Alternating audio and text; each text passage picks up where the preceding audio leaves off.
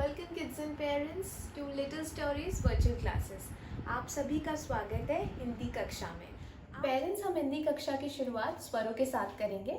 तो हमें स्वर बच्चों को बताने होंगे और उन्हें याद कराने होंगे।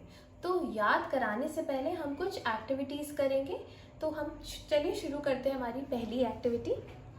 जैसे कि आप देख पा रहे होंगे, मैंने बहुत सारे फ्लैश कार्ड्स लिए हैं, अभी स्वर के फ्लैश कार्ड्स लिए हैं। तो आप ऐसे फ्लैश कार्ड अगर आपके घर पे अवेलेबल हैं तो आप वो ले सकते हैं, या फिर आप इस प्रकार घर पे खुद भी बना सकते हैं। तो इससे क्या होता है, जब अक्षर बच्चा बड़े साइज में देखता है तो बच्चा अच्छे से अक्षर को रिकॉग्नाइज कर पाता है। चलिए अब हम इसके उच्चारण पे ध्यान देंगे। आ अनार, आ आम, इ इमली, ई ईख, उ उल्लू, ऊ ऊन, रू ऋषि, ए एड़ी, ऐ ऐनक, ओ ओखली, आओ औरत, अंगूर, आहा यानी कुछ नहीं। ये है एक दूसरी एक्टिविटी जो आप बच्चों के साथ कर सकते हैं हिंदी अक्षरों के साथ। जब बच्चा एक बार सीख जाता है हिंदी अक्षर बोलना और उसके चित्र पहचानना, तो आप ये मैचिंग एक्टिविटी बच्चे के साथ कर सकते हैं। आपको एक सॉफ्ट बोर्ड लेना है, आपको ऐसे फ्लैश कार्ड बना के उसका चित्र बनाने हैं। एक लाइन में आप अक्षर के फ्लैश कार्ड्स लगाएंगे और एक लाइन में आप चित्र के फ्लैश कार्ड्स लगाएंगे। फिर ऐसे आप पिन्स ले लीजिए जो आप बोर्ड पे लगाते हैं। उसके बाद आपको लेनी है कुछ रबर बैंड्स। अब इस एक्टिविटी में हम क्या करना है, हमें बच्चे को रबर बैंड देनी है और उससे कहना है कि अक्षर को उसके चित्र से मिलाएं। तो वो जो अक्षर को चित्र से मिलाएंगे वो इस रबर बैंड की हेल्प से मिलाएंगे।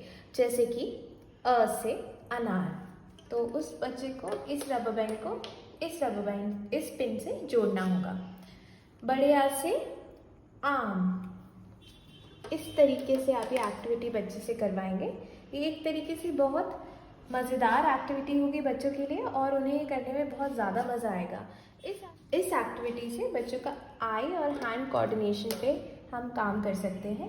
इससे आई और हैंड कोऑर्डिनेशन बहुत ज़्यादा इम्प्रूव होता है। ये एक मज़ेदार एक्टिविटी है जो बच्चों को घर पे करने में बहुत मज़ा आएगा। अगर आपके पास सॉफ्ट बोर्ड नहीं है तो आप ऐसे ही अक्षर और चित्र के फ्लैश कार्ड बना के उन्हें एक प्लेन सरफेस पे रख सकते हैं और बच्चों को स्केच पेन दे सकते हैं मैच करने के लिए, या फिर कुछ आइसक्रीम स्टिक्स दे सकते हैं मैच करने के लिए। ये एक इजी सी मैचिंग एक्टिविटी है, लेकिन अगर आप इस प्रकार से करवाएंगे तो बच्चों के लिए और ज़्यादा इंटरेस्टिंग हो जाएगी। हमारी आखिरी एक्टिविटी के लिए हम एक शीट ले सकते हैं जिस पे हम कोई भी एक चित्र बना सकते हैं, अपने बच्चे का फेवरेट कार्टून या सीनरी या फिर कुछ भी, और उसके पीछे आप इस प्रकार हिंदी वर्णमाला के अक्षर लिख लीजिए। अगर आपके पास ऑलरेडी कोई पज़ल है जो आपका बच्चा यूज़ नहीं कर रहा है तो उन पज़ल्स के पीछे भी आप इस प्रकार लाइन से ये वर्णमाला के अक्षर लिख सकते हैं। अब हमें इन अक्षरों को एक शेप में काटना है। मैं इनको रेक्टेंगल शेप में काट रही हूँ, आप चाहें तो कोई भी शेप में काट सकते हैं। बस ध्यान रखें कि जब हम इन अक्षरों को लाइन से रखें तो पीछे जो चित्र है वो उस प्रकार ही दिखे जैसा वो बना हुआ दिख रहा था। मैंने अपने अक्षरों को रेक्टेंगल शेप में काट लिया है जो कि इस प्रकार दिख रहा है। जब आप पूरे अक्षरों को काट लें, इनको अच्छे से मिला दें और फिर अपने बच्चे को बोले कि अब अक्षर छांट के इन्हें उनके क्रम में लगाएं। अब इन अक्षरों को क्रम से लगाते हैं। क, ख, ग, घ। अक्षरों को क्रम में लगाने के बाद आप बच्चे को इन अक्षरों को पलटाने के लिए बोलिए और उसे बोलिए कि वो पलटा के देखे कि वो चित्र उसी प्रकार बन रहा है जिस प्रकार आपने उसे बना के दिया था।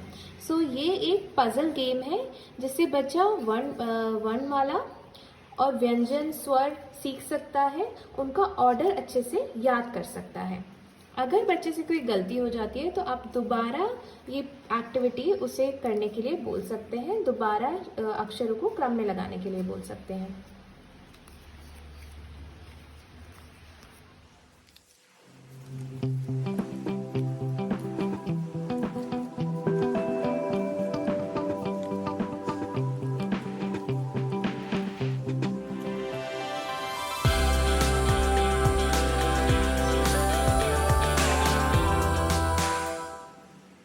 तो अगर हमारा चित्र उस प्रकार ही बनता है जिस प्रकार हमने पहले बनाया था, मतलब कि हमारा क्रम एकदम सही था और बच्चे ने स्वर और व्यंजन जिस भी प्रकार का पजल बनाते हैं जिन भी अक्षरों के लिए, वो अच्छी तरीके से सीख लिए हैं।